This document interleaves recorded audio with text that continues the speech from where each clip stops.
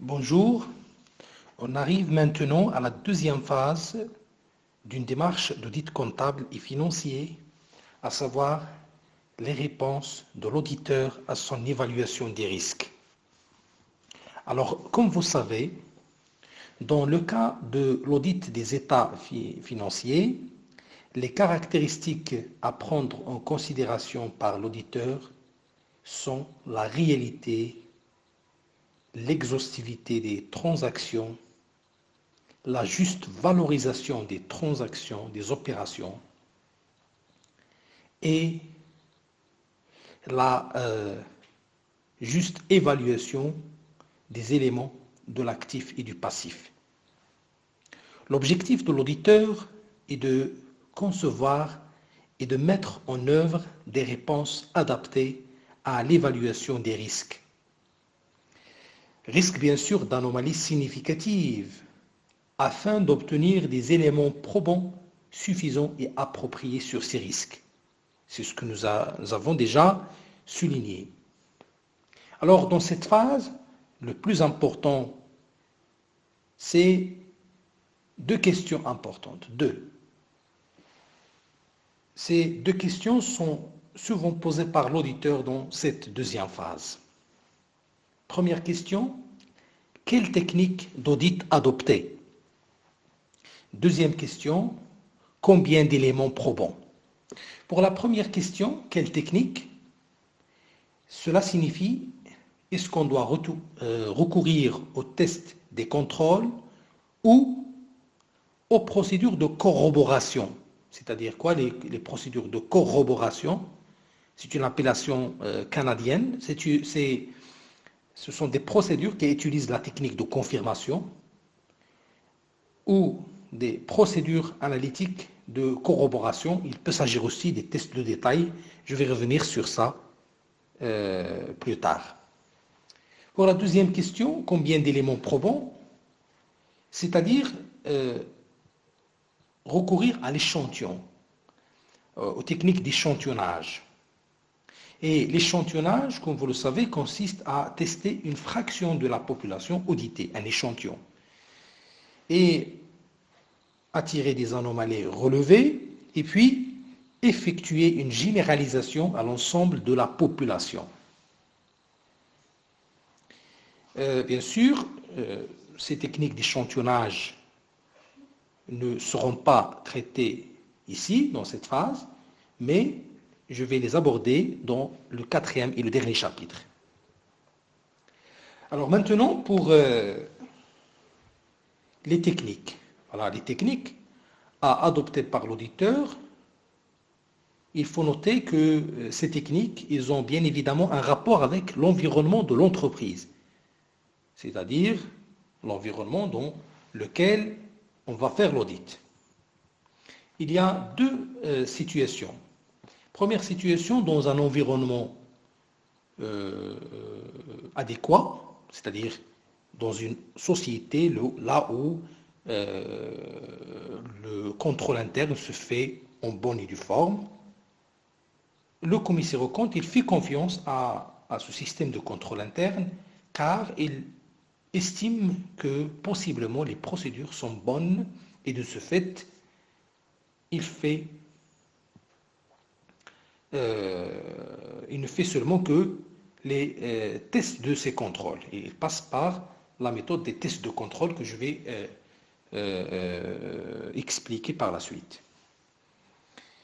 Et le deuxième cas, bien la deuxième situation, dans un environnement sale ou inadéquat, le commissaire aux comptes, il tentera de chercher la preuve de l'extérieur, c'est-à-dire il utilisera la technique de confirmation et en plus le commissaire aux comptes et il va envoyer un personnel senior plus expérimenté et non pas des stagiaires.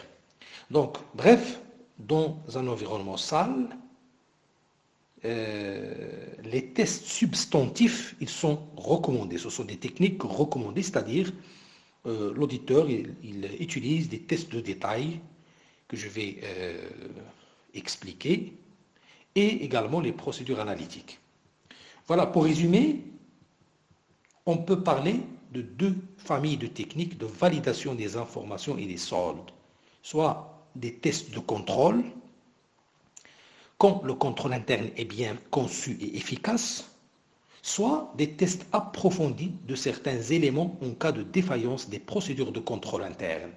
Et ces tests approfondis, ils ont diverses appellations selon les pays. On parle au Canada des tests de corroboration. En Belgique, on parle des tests de validation. En France, on parle des contrôles substantifs ou bien des tests substantifs. Et tout cela, tous ces tests comprennent des tests de détail qui portent sur des catégories d'opérations, sur des soldes de comptes, sur des informations fournies dans les états financiers, ainsi que l'utilisation des procédures analytiques. Et donc, il faut préciser qu'en utilisant les tests de conformité des contrôles, l'auditeur il peut décider de réduire les tests de détail si les procédures sont conformes. Donc voilà, si on trouve à la fin des tests de contrôle que les résultats sont probants, c'est-à-dire qu'ils sont conformes, qu'il y a des procédures de contrôle interne qui sont efficaces, on peut réduire le nombre de tests de détail à utiliser, et chose qui aura un impact positif sur le budget de l'audit de manière générale et sur le temps aussi qui sera consacré à cette mission. Bref, je commence par le premier point, c'est la première famille des techniques, c'est les tests des procédures de contrôle interne. Alors, selon les normes ISA, le test des contrôles est une procédure d'audit conçue pour évaluer l'efficacité du fonctionnement des contrôles visant à prévenir ou à détecter et corriger les anomalies significatives au niveau des assertions. Et dans ce cas, l'auditeur fait appel à des techniques comme je vais citer 5 ou 6 techniques. L'observation de fonctionnement, ça c'est la première technique, l'observation de fonctionnement, ou aussi l'observation physique. Cela consiste à examiner la façon dont une procédure est exécutée au sein de l'organisation. Et là, il s'agit donc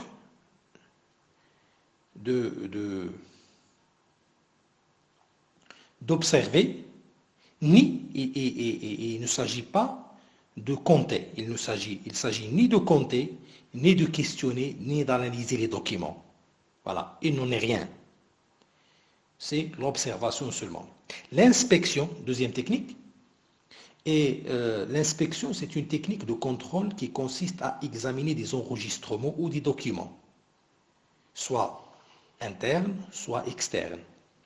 Des documents qui sont sous forme de papier ou sous forme électronique, ou encore de procéder à un contrôle physique des actifs corporels, des immobilisations par exemple, du matériel de transport, etc., etc. Troisième technique concernant les tests, les techniques utilisées au niveau des tests des procédures de contrôle interne, c'est la demande d'information. C'est-à-dire, la demande d'information signifie le fait de poser des questions aux dirigeants et au personnel de l'entité sur un certain nombre d'événements, sur le sens des clauses d'un contrat de travail ou d'un contrat de prêt bancaire, ou bien des questions sur l'existence de pénalités éventuelles, des pénalités d'ordre fiscal ou autres, sur le pourquoi de la résiliation d'un contrat de vente, etc., etc. Quatrième technique, c'est la technique de réexécution. Et là, c'est le fait de répéter une procédure de contrôle interne par un des membres de l'équipe d'audit, par par une personne, d'accord, qui intervient dans la mission d'audit. Bien. Et la cinquième ou la sixième technique, c'est les jeux d'essai. Et les jeux d'essai, c'est une technique d'audit utilisée dans le domaine de l'audit informatique. Si on a, par exemple, à auditer une société dont la quasi-totalité de ses opérations se font sur le système informatique, donc on aura besoin des ingénieurs en informatique. Et le jeu d'essai, il s'agit d'une technique assistée par ordinateur qui consiste à introduire des données d'essai, par exemple un échantillon d'opérations valables et non valables, dans le système informatique de cette entité et à comparer les résultats obtenus avec des résultats qui sont prédéterminés avant. Ça, c'est pour la première stratégie, c'est les tests des procédures de contrôle interne. Deuxième, maintenant, stratégie, c'est la stratégie substantive, ou bien ce qu'on appelle les tests substantifs, ou encore les procédures de corroboration. Hein. Et voilà, ce qu'il faut retenir, c'est tout d'abord, la stratégie substantive, c'est une procédure d'audit conçue pour détecter des anomalies au niveau des assertions. Et selon les normes ISA, les procédures de corroboration ou bien les tests substantifs comprennent 1. Des tests de détail relatifs à une catégorie d'opération, à un solde de compte ou à une information fournie, et 2. Des procédures analytiques de corroboration. Et ensuite, ce qu'il faut aussi noter, c'est que cette stratégie est vivement recommandée pour les entreprises ne disposant pas de contrôle interne.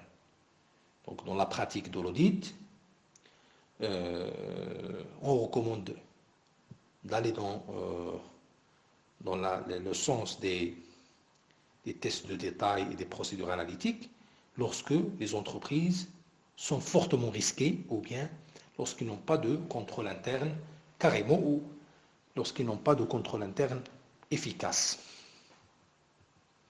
Alors, dans la pratique aussi, les techniques les plus connues dans le domaine de l'audit sont les tests de détail, c'est-à-dire la confirmation surtout et le recalcul, et cela est recommandé pour les entreprises plus risquées. Pourquoi? Parce que ça procure jusqu'à 70% de confiance ou d'assurance pour l'auditeur. Et aussi, il y a les procédures analytiques, c'est-à-dire des procédures analytiques comme les ratios, par exemple, le fait de calculer des ratios clés, le tronc, etc., etc. Donc les procédures analytiques sont recommandées pour les entreprises moins risquées et ce genre de procédure donne une assurance de 30%. Alors si on veut une confiance à 100%, il faut marier entre toutes ces techniques qui font partie des tests substantifs. Bien. Alors, je commence par, dans la stratégie substantive, je commence par les procédures analytiques. Alors, les procédures analytiques dans les normes ISA, on entend par procédure analytique les évaluations des informations financières reposant sur l'analyse des corrélations plausibles entre données aussi bien financières que non financières. Et les procédures analytiques sont des techniques de contrôle qui consistent à évaluer des informations financières à partir de leur corrélation avec d'autres informations. Des corrélations qui peuvent être issues des comptes ou non issues des comptes. Ou bien des corrélations avec l'étude des corrélations avec des données qui sont antérieures, c'est-à-dire par rapport au passé, par rapport à l'exercice ou aux exercices précédents.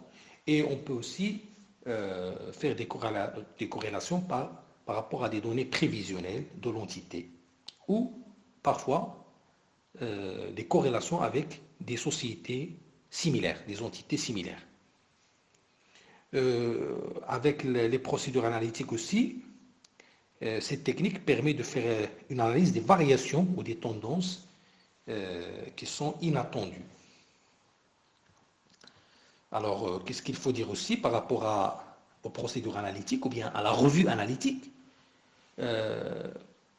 Pour résumer, les procédures analytiques, c'est l'ensemble des procédures qui consistent à faire des comparaisons entre les données de l'exercice avec celles des données antérieures, c'est-à-dire de l'exercice N-1, ou des données postérieures, les exercices suivants, étudier les éléments inhabituels qui résultent des comparaisons avec ces données antérieures et ou postérieures, et analyser aussi les fluctuations et les tendances. Voilà ce qu'il faut retenir. Et les principales méthodes utilisées reposent entre autres sur la comparaison des données actuelles avec celles des périodes précédentes et avec celles d'entreprises de la même branche et avec les prévisions qui existent par exemple dans le budget ou bien dans le tableau de bord. Et aussi, l'une des méthodes, c'est le calcul des ratios. Le calcul et l'analyse des ratios qui sont jugés significatifs. Cela permet à l'auditeur d'identifier ou bien de valider l'existence de risques. De valider, ce sont des tests de validation, donc ça nous permettra de valider l'existence des risques ou non, ou la non-existence des risques. Bien.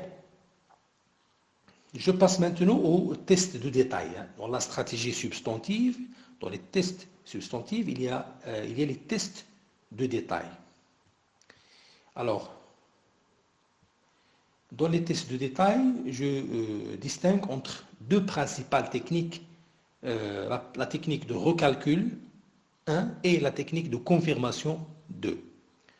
Alors, pour la technique de recalcul, c'est une technique qui consiste à refaire certains calculs, comme son nom l'indique, c'est refaire certains calculs par les membres de l'équipe qui interviennent dans l'audit de la société. Et évidemment, la vérification d'un calcul consiste à contrôler l'exactitude arithmétique de documents justificatifs ou de documents comptables. C'est la vérification des multiplications, des additions, des soustractions, des divisions, etc., etc. Cette technique n'est pratiquement utilisée que lors du contrôle des comptes. Il ne nécessite pas de moyens particuliers, sauf si elle est utilisée pour des fichiers informatisés où les fonctions avancées des tableurs doivent être employées. Bien. Quelques exemples pour appréhender cette technique de recalcul. Donc on peut procéder au contrôle de la concordance des totaux des mouvements entre balance et grand livre auxiliaire, balance générale et grand livre général et journal général. Pour la technique de recalcul aussi qui est utilisée lors du contrôle des comptes, on peut faire le contrôle du tirage et des sommations de pages du récapitulatif d'inventaire, de facture, de montants portés sur une déclaration d'un état récapitulatif, etc., etc. On peut aussi, à partir de cette méthode, faire une vérification d'un état de rapprochement bancaire et j'en passe. Deuxième technique utilisée au niveau des tests de détail, c'est la confirmation, la technique de confirmation externe. Et donc là, je vais essayer de définir cette technique d'après les normes ISA et son objectif, les tiers à circulariser, les modes de sélection de ces tiers et la démarche de confirmation pour terminer avec les types de confirmation et son étendue. l'étendue de confirmation. Alors maintenant, pour le premier point, qu'est-ce que la confirmation externe et quel est son objectif? D'après les normes ISA, notamment la norme 505, on entend par confirmation externe un élément probant obtenu par la voie d'une réponse écrite adressée directement à l'auditeur par un tiers sur support papier, électronique ou autre. La demande de confirmation express est une demande dans laquelle le tiers est prié de répondre directement à l'auditeur en indiquant s'il est d'accord ou en désaccord avec l'information présentée dans la demande ou en fournissant l'information demandée. Voilà, j'ai fini avec la définition de l'ISA. Maintenant,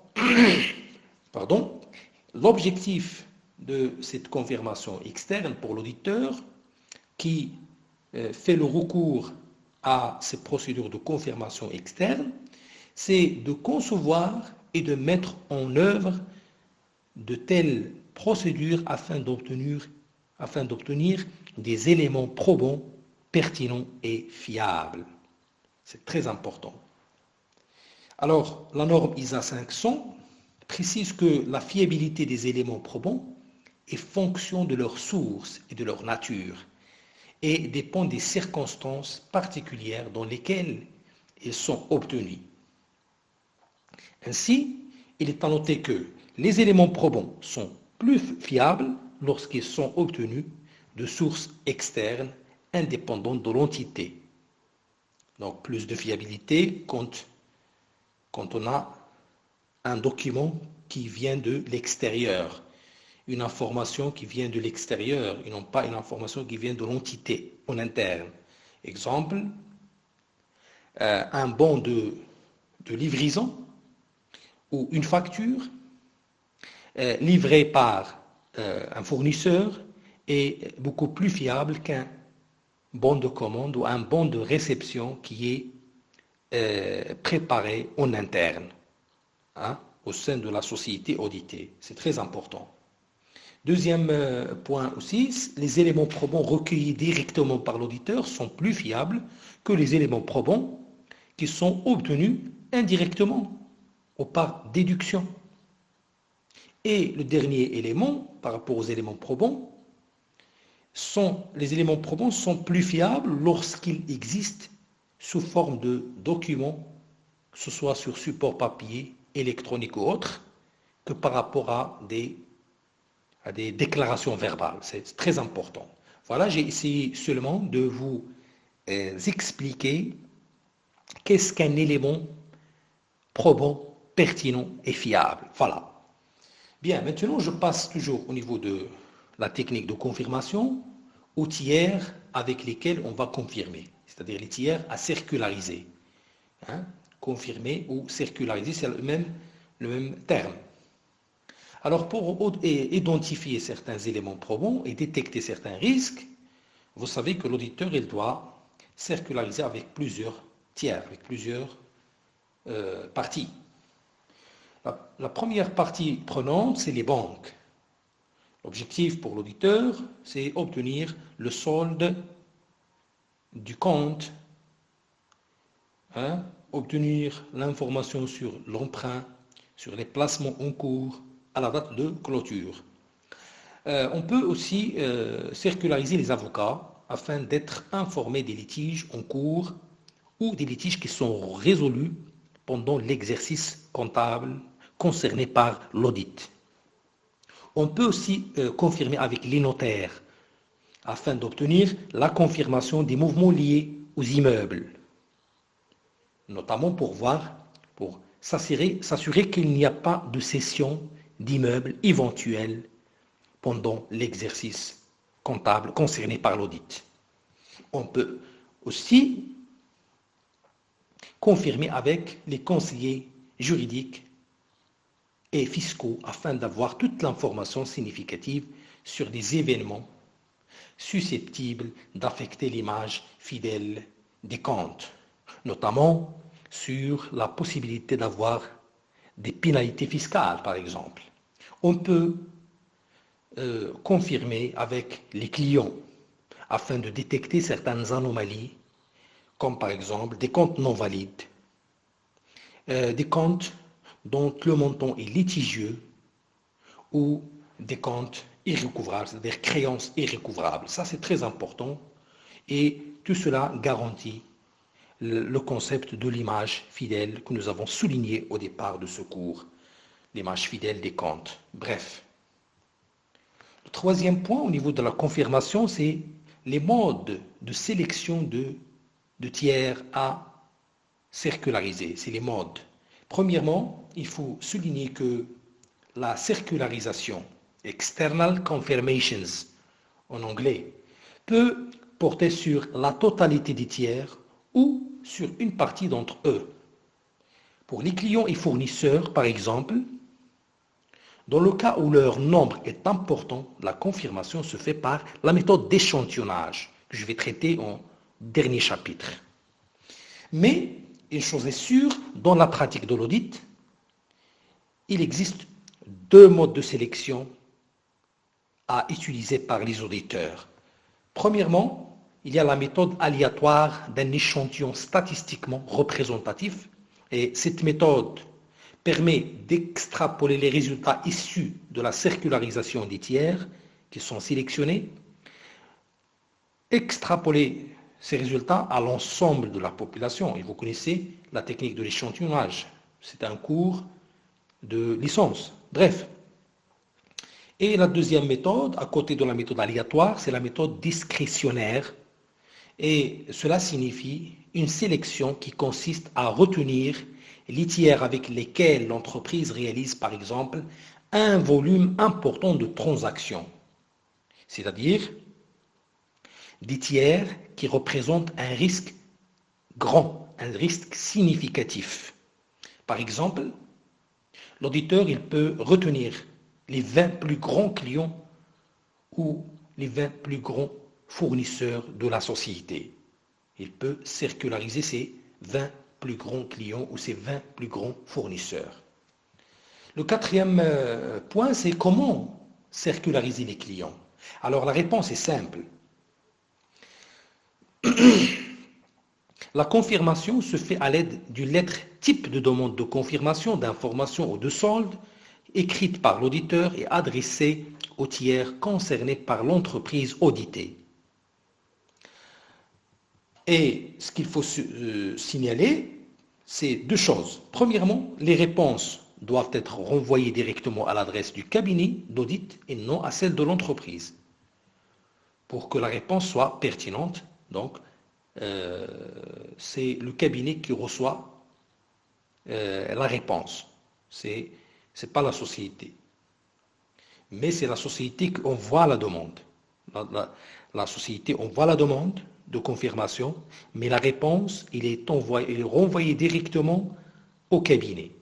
Deuxième chose qu'il faut aussi retenir au niveau de cette technique, c'est que pour les comptes clients, par exemple, l'auditeur, il indique assez souvent dans la lettre qu'il ne s'agit pas d'une demande de recouvrement, mais simplement d'une demande de confirmation de solde.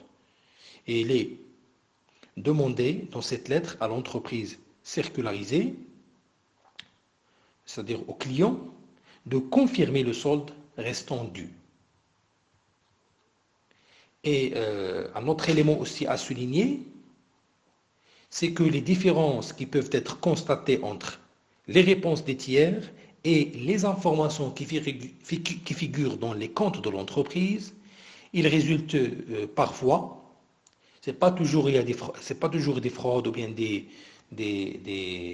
maquillages des comptes, c'est pas le résultat d'un maquillage éventuel des comptes, mais parfois et le plus souvent dans la pratique de l'audit, les différences résultent du décalage temporel dans la comptabilisation des factures ou des règlements. Il peut parfois s'agir d'une erreur de comptabilisation, c'est-à-dire facture d'achat ou de règlement comptabilisé dans un compte fournisseur erroné. et parfois des différences entre la réponse du tiers et l'information qui existe dans les comptes, cette différence peut aussi être le résultat d'un litige, c'est-à-dire facture d'achat non encore comptabilisée, car il existe un litige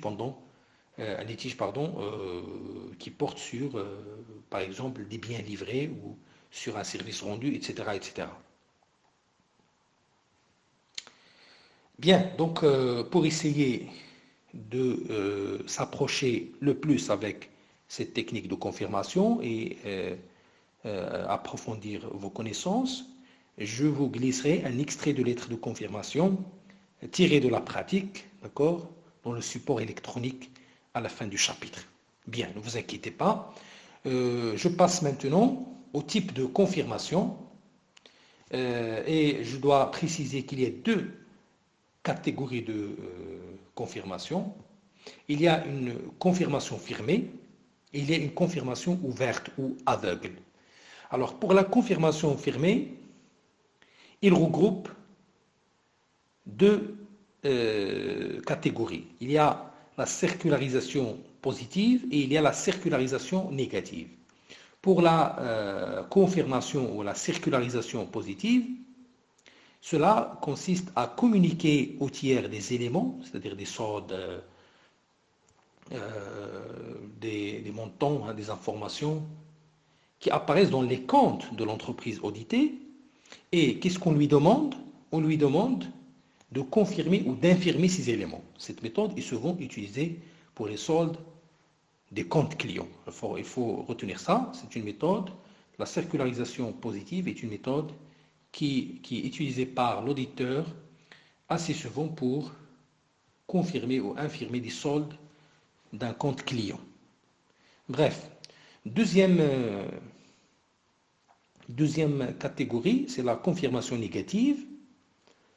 Cela consiste, comme la première, à indiquer au tiers des éléments choisis par l'auditeur, mais l'auditeur demande au tiers concerné de ne répondre qu'en cas de désaccord. C'est la confirmation négative.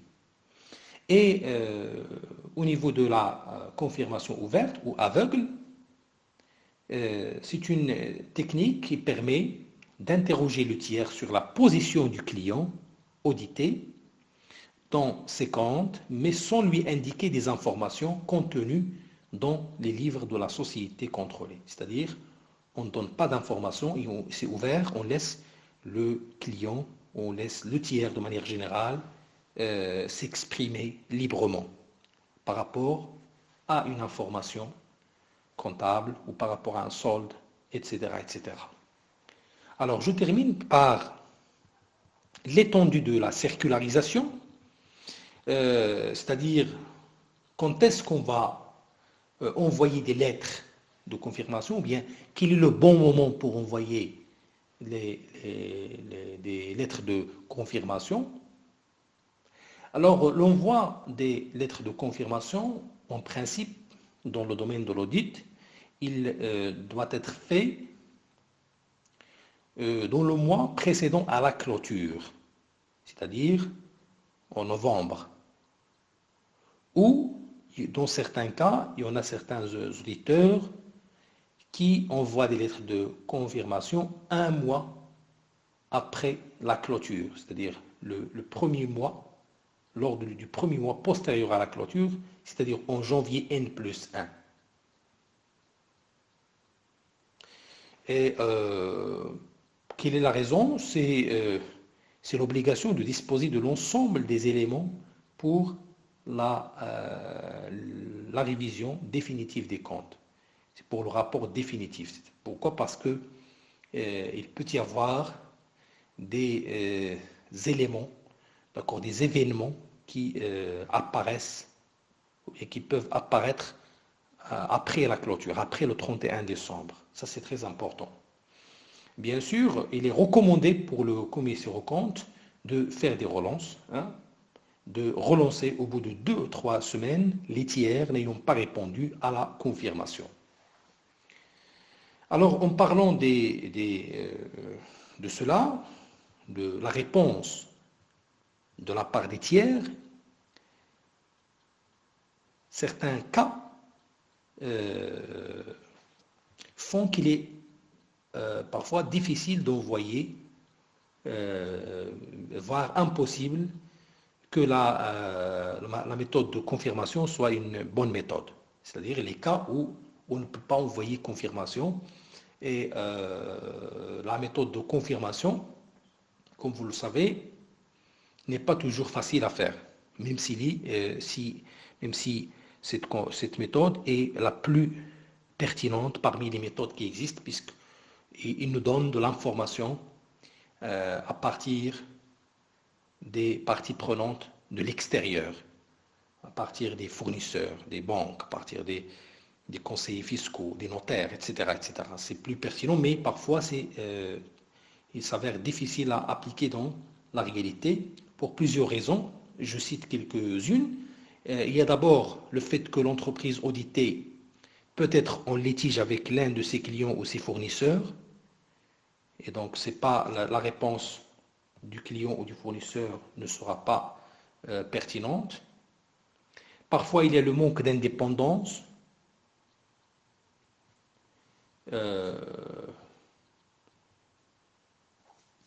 Le cabinet d'audit, par exemple, est un client. Le cabinet d'audit est un client de mon client.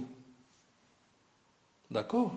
Ou bien les tiers ne répondent pas toujours à la demande de l'auditeur pour une raison ou une autre, notamment un problème d'organisation, une PME, d'accord? Une PME, il ne répond pas, parce qu'il est prise par des problèmes quotidiens de la paye, des déclarations, de la gestion du quotidien de manière générale. Parfois, les entreprises n'ont pas de temps, parfois, il y a aussi le problème de méfiance, etc. etc. Voilà, c'est tout ce qui concerne cette deuxième phase. Dans la prochaine vidéo, il sera question de traiter la troisième phase et la dernière d'une démarche d'audit qui portera sur l'opinion et le rapport sur les états financiers ainsi que l'achèvement de l'audit. Je vous remercie pour votre attention et à très bientôt.